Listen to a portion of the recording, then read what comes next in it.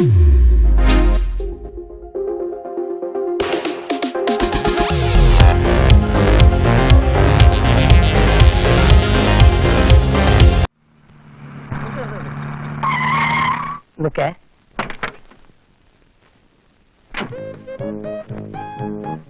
നല്ല ആളാണ്.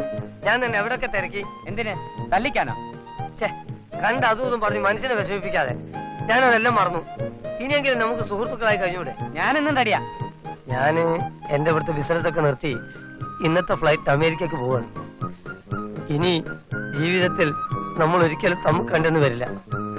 നിനക്ക് വേണ്ട 10,000 റുപ്യ ഞാൻ തരാം. നീ എന്റെ കൂടെ എയർപോർട്ടിലേക്ക് പോര്. അവിടുന്ന് തരാം. അല്ലേ വേണ്ട, തീരെ സമയമില്ല. നീ ബാബുജി നഗറിന്റെ മുമ്പിൽ എന്താ മതി. ഞാൻ എന്റെ പ്രൈവറ്റ് സെക്രട്ടറി കയ്യിൽ പൈസ കൊടുത്തേക്കാം. നിനക്ക് അയാൾ തരും. പിന്നെ ഞാൻ ഇതിങ്ങനെ നടക്കണ്ടല്ലോ. അത് മതി. പിന്നെ ഒരു കാര്യം. എന്താ സാർ? പ്രൈവറ്റ് സെക്രട്ടറി എന്നെ കണ്ടിട്ടില്ലല്ലോ. നിങ്ങൾ മുമ്പിൽ എങ്ങനെ തിരിച്ചറിയും? സാറില്ല, അതിനൊരു കോഡ് ഭാഷയുണ്ട്. അതെന്താ സാർ? അതായത് അവൻ വന്ന് ചെമ്മീൻ എന്ന് പറഞ്ഞാ നീ ഉടനെ ഐസ്ക്രീം എന്ന് പറയണം. അവൻ വന്ന് ഉറച്ച വരണം വേണോ എന്ന് ചോദിച്ചാൽ കയ്പുള്ള നെല്ലിക്ക മതി എന്ന് നീ പറയണം. അപ്പൊ അങ്ങോട്ട് ഒരു തിരിച്ചറിയാലോ. മനസ്സിലാവും. അത്രയാണ് കോഡ്. പിന്നെ അത്രേ ഉള്ളൂ. ഉടനെ അവരോട് 10,000 രൂപ വാങ്ങും ചെയ്യാം. ഈ ഉപകാരം ഞാൻ ഒരിക്കലും അല്ലാതെ ഞാൻ നല്ലൊരു യാത്ര പോകുമ്പോ ഇങ്ങനെ കരഞ്ഞുകൊണ്ടാ ചിരിച്ചോണ്ട് യാത്ര അയക്കല്ലേ വേണ്ടേ? May your soul rest in pieces. Thank you very much. അപ്പം ബാബുജി നഗർ ഓക്കെ, ഞാൻ വാങ്ങിച്ചോളാം. Thank you sir. നല്ല മനുഷ്യൻ, ഞാൻ തെറ്റിദ്ധരിച്ചു. സാർ, ഈ ഫയലിൽ എല്ലാ ഡീറ്റെയിൽസ് ഉണ്ട്.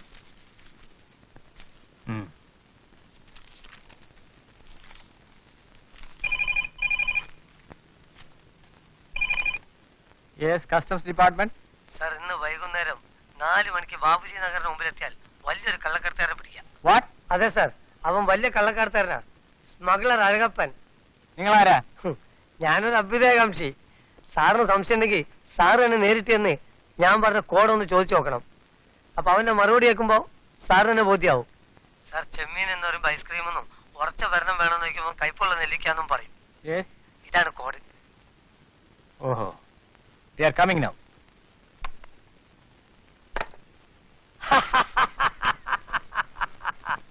ആട്ടാ, ഏതെല്ലാം വഴിക്ക് നീ എന്നെ ഒതുക്കുന്നോ അതിനപ്പുറത്തെ വഴിക്ക് വരായിരം നീ എന്നെ ഒതുക്കും.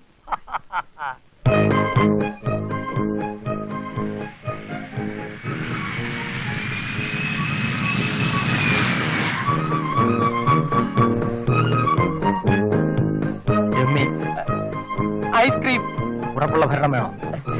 കൈപ്പുള്ള നെല്ലിക്ക മതി. ഇപ്പൊ കോട് ശരിയായല്ലോ, ഇനി കാശിങ് എടുക്കും വേഗം. ഓഹോ, അപ്പൊ എനിക്ക് കിട്ടിയ ഫോൺ കോൾ കറക്റ്റ് ആയിരുന്നു. ഫോൺ കോളോ? സ്മഗ്ലർ അഴകപ്പ. സ്മഗ്ലറോ? ഞാനോ? ഞാനാണ് customs officer D'Souza. You are under arrest. ഓ, അത് ശരി. ഇനി പറ, ആർക്ക് വേണ്ടിയാണ് ഈ സ്മഗ്ലിംഗ് നടത്തുന്നത്? സാർ, ചോദിച്ചു കേട്ടില്ലേ? സാർ, ഞങ്ങളുടെ ബോസ് ആരാണെന്ന്, ഞങ്ങളുടെ കൊള്ള സംഘ തലവൻ ആരാണെന്ന് ഞാൻ സാറിനോട് പറയാം. പക്ഷെ ഒരു വാക്ക് തരണം, അയാളെ ഉപദ്രവിക്കരുത്. അയാൾ വെറും പാവമാണ് സാർ. പറ. വേലായുധൻ തമ്പി.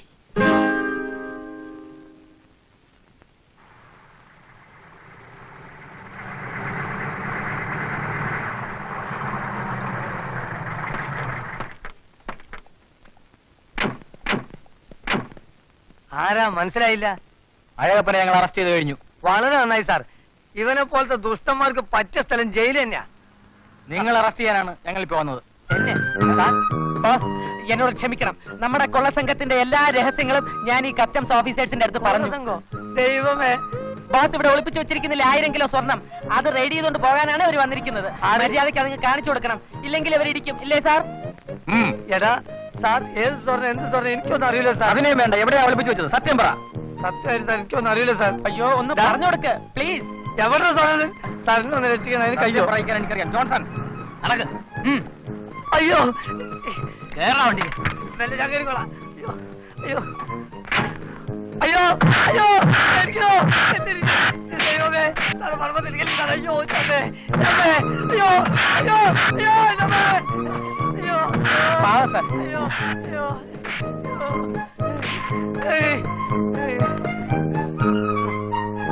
സാർ, ഇവൻ കള്ളക്കടത്താരനൊന്നല്ല സാർ, പാവാണ്. ഞാനാണ് സാറെ കള്ള ഫോൺ ചെയ്തത്. എന്നോട് ക്ഷമിക്കണം സാറേ. ഞാൻ പറഞ്ഞില്ലേ സാർ, ഇതാണ് കഥ. ശരിയാണ് സാർ. ഓക്കെ, നിങ്ങൾ സ്മഗ്ലർ അല്ലായിരിക്കാം, പക്ഷെ കസ്റ്റംസിന് തെറ്റായ ഇൻഫർമേഷൻ തന്നതിന്റെ പേരിൽ നിങ്ങളെ ചാർജ് ചെയ്യും. വേണ്ട സാർ, ഒരു തവണത്തേക്ക് ക്ഷമിക്കണം. മേലാൽ ഇയാൾ ഇങ്ങനെ ചെയ്യില്ലെന്ന് ഞാൻ ഗ്യാരണ്ടി ചെയ്യാം sir. Okay, don't repeat this. Sorry for the inconvenience sir. It's all right. എങ്ങനെയുണ്ട് വേലായുധൻ തമ്പി? അയ്യപ്പ, ഞാൻ ആത്മാർത്ഥമായിട്ട് പറയാ, ഇനി നമ്മൾ തമ്മിൽ പരസ്പരം പാരവപ്പൊന്നും വേണ്ട. നമുക്ക് നല്ല നിലയിൽ പോകാം. ഈ റഷ്യ അമേരിക്കൻ പോലെ ഏറ്റുമുട്ട രണ്ടു കൂട്ടരും വിവരറിയും. കറക്റ്റ് ആണ്.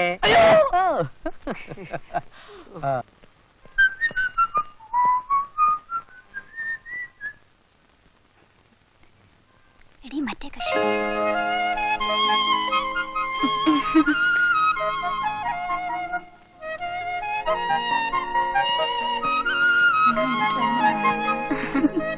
ഹലോ, സുന്ദരിയാണ്. I love you. യു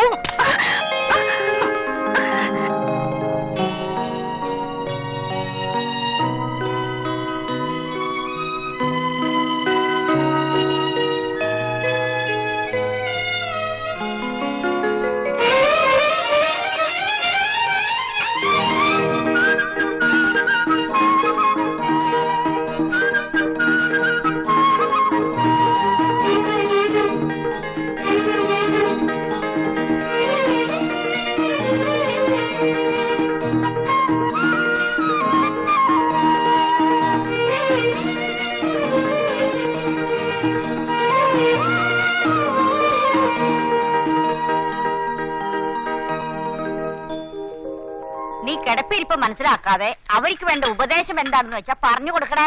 അതിനാണ് ഞങ്ങൾ ആണുങ്ങൾ ഇവിടെ തല പോകാൻ ആലോചിച്ചോണ്ടിരിക്കണേ. ചേച്ചി വെറുതെ വേണ്ടാത്ത ഇടപെട്ട് പ്രഷർ കയറ്റണ്ട. എങ്ങനെയാണ് എനിക്ക് പ്രഷർ വരാതിരിക്കുക ഇങ്ങനെയുള്ള കാര്യങ്ങൾ കേൾക്കുമ്പോ? അതിന് പിന്നെ ഇങ്ങനെ മറച്ച് മറച്ച് കളി- ഞാൻ ആലോചിച്ചിട്ട് ഒരൊറ്റ വഴിയേ കാണുന്നുള്ളൂ. എന്താ അത്? എന്താണ് ആ വഴിയെന്ന് ചോദിച്ചാ അത് അമ്മാവൻ തന്നെ ആലോചിച്ച് പറയട്ടെ. എന്ന് പറഞ്ഞാൽ എന്റെ അഭിപ്രായത്തിൽ നമ്മൾ ഈ കാര്യത്തെ കുറിച്ച് തല പോകാൻ ആലോചിക്കാതെ ഇക്കാര്യം കോഷിച്ചായനോടും കുഞ്ഞു മുഹമ്മദിനോടും കൂടി ആലോചിക്കുന്നതല്ലേ ബുദ്ധി. ബുദ്ധി? നീ ഇങ്ങനെ ഓരോ മണ്ടത്തരങ്ങൾ പറഞ്ഞ് അവസാനം ഇരുട്ടടി കിട്ടുമ്പോ വിവരം മനസ്സിലാവും. ഇരുട്ടടി കിട്ടിയാലും വിരോധമില്ല.